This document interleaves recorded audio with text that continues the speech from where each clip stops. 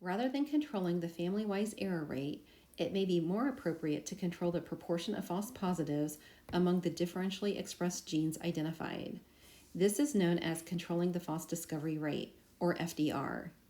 Given this 2x2 table, where now the underlying truth is represented in rows and the outcome of the decision rule is represented in columns, keep in mind that the type 1 error rate is the proportion of rejected null hypotheses that are actually true. The FDR, on the other hand, is given by the proportion of rejected null hypotheses that are true among all rejected null hypotheses. Therefore, the FDR is not an adjusted p-value. Controlling the FDR allows one to identify as many genes with significant differences as possible while incurring a relatively low proportion of false positives.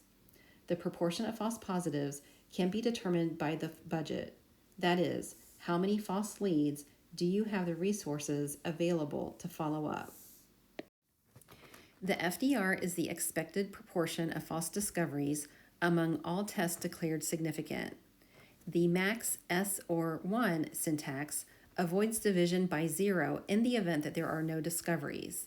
Again, the goal in using the FDR is to identify as many significant genes in the experiment as possible while incurring a relatively low proportion of false positives. There are two approaches for controlling the FDR. The first is to fix an acceptable FDR level, or delta, a priori, and then find a data-dependent threshold such that the FDR is less than or equal to delta.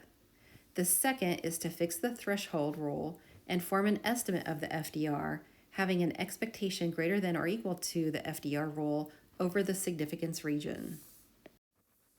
The Benjamini and Hochberg method is perhaps the most commonly used FDR approach.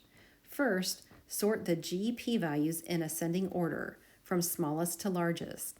Then find the maximum index k of these sorted p-values such that its value is less than or equal to this threshold.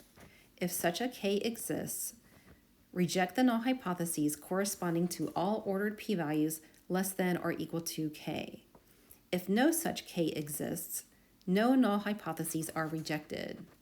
Our code for implementing the Benjamini and Hochberg method for G equals 1490 tests of hypotheses, where the desire is to control the FDR at the 0.05 level, is given here. Or one could use the R function p.adjust.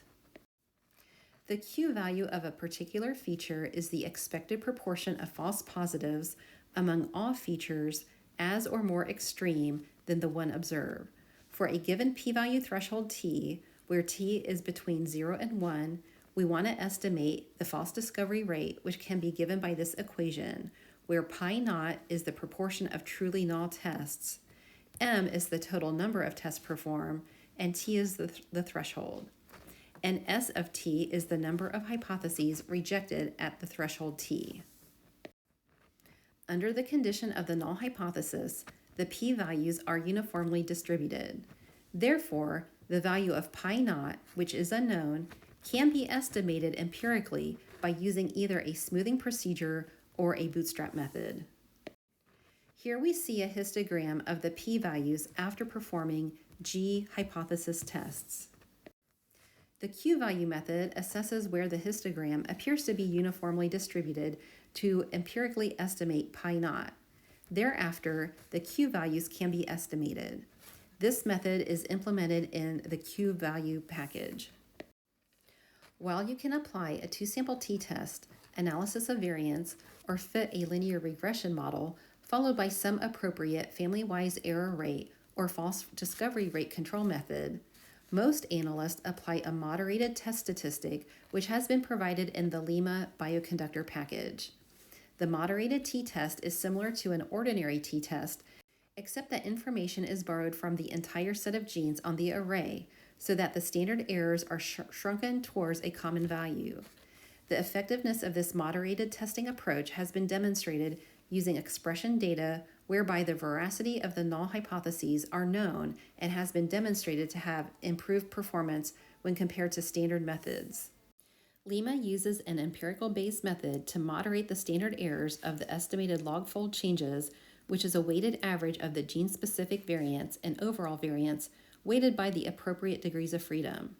Under the null hypothesis, this test statistic follows a t-distribution with adjusted degrees of freedom, reflecting the extra information that is borrowed from all genes for adjusting the standard error.